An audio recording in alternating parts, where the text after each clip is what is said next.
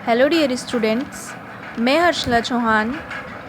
आज का मेरा लेक्चर बीएससी सेकेंड ईयर के लिए है, जिसमें हम सेकेंड पेपर की यूनिट 5 के टॉपिक सेल्फ इंडक्शन, स्वप्रेरण और सेल्फ इंडक्टेंस स्वप्रेरकत्व पर बात करेंगे।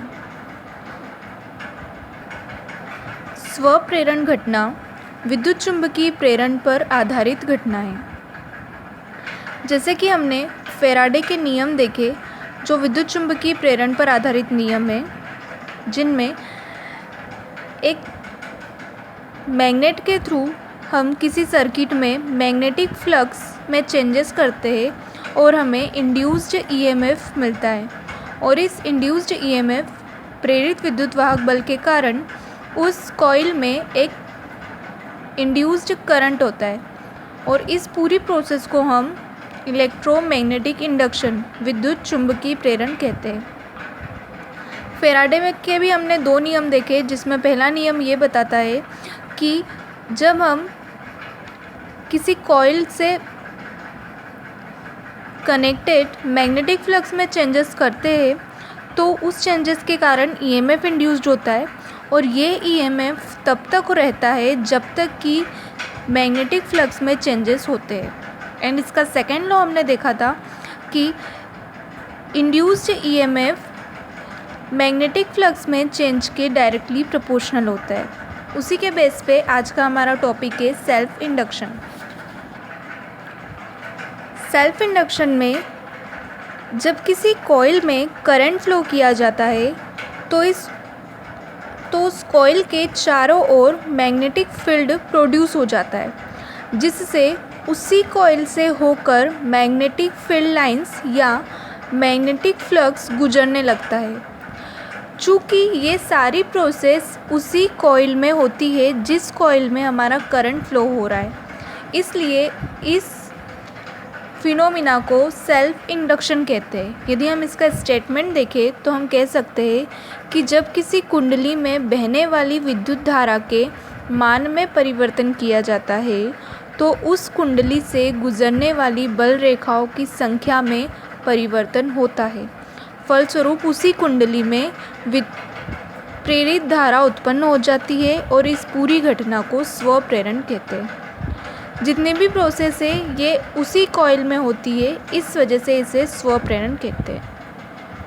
स्वप्रेरकत्व की बात करें तो स्वप्रेरकत्व में कुंडली से बद्ध चुंबकीय फ्लक्स उसमें प्रवाहित धारा के अनुक्रमानुपाती होता है। इस कंडीशन में यदि हम सपोज़ करें कि हमारी कॉइल में आई करंट फ्लो हो रहा है तो उससे जो कनेक्टेड मैग्नेटिक फ्लक्स है वो फाई है, तो वो दोनों एक दूसरे के डायरेक्टली प्रोपोर्शनल होंगे। सो हम लिख सकते हैं phi directly proportional to I. Phi is equal to proportional का साइन हटाया, एल एक कांस्टेंट लगा जो कोफिशिएंट है, जिसे हम सेल्फ इंडक्टेंस या कोफिशिएंट ऑफ सेल्फ इंडक्शन कहते हैं। यहाँ पे यदि हम i इज इक्वल टू 1 मान ले तो फाई इज इक्वल टू हो जाएगा L, जो कि ये बताता है कि किसी कुंडली का स्वप्रेरकत्व आंतरिक रूप से कुंडली से बद्ध उस चुंबकीय फ्लक्स के बराबर होता है जो कुंडली में एकांक धारा प्रवाहित करने पर उत्पन्न होता है। Then according to Faraday second law, जो ये बताता है कि इंड्यूस्ड ईएमएफ चुंबकीय फ्लक्स में परिवर्तन की दर के बराबर होता है, तो E is equal to minus d phi by d t. Phi की हमारे पास वैल्यू है L I, phi is equal to L I, so ये वाली वैल्यू हम पुट करेंगे। Then E is equal to हम लिख सकते हैं minus L d I by d t. यहाँ पर यदि हम d I by d t is equal to 1 बताए तो इस कंडीशन में E is equal to minus L, जिसका मतलब होता है किसी कुंडली का स्वप्रेरकत्व आंशिक रूप से उस विद्युत वाहक बल के बराबर होता है जो उस कुंडली में धारा परिवर्तन की दर इकाई होने पर उत्पन्न होता है। यहाँ पर E is equal to minus L हो जाएगा, जहाँ पर L होता है सेल्फ इंडक्टेंस, और यदि हम इसकी यूनिट देखें तो इसकी यूनिट होती है हेनरी।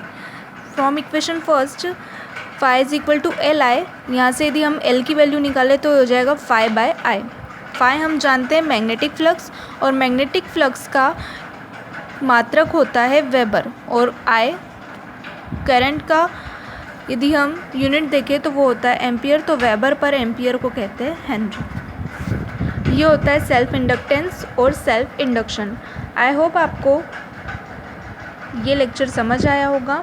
अगर आपको लेक्चर अच्छा लगे तो प्लीज़ लाइक और शेयर ज़रूर कीजिएगा। Thank you.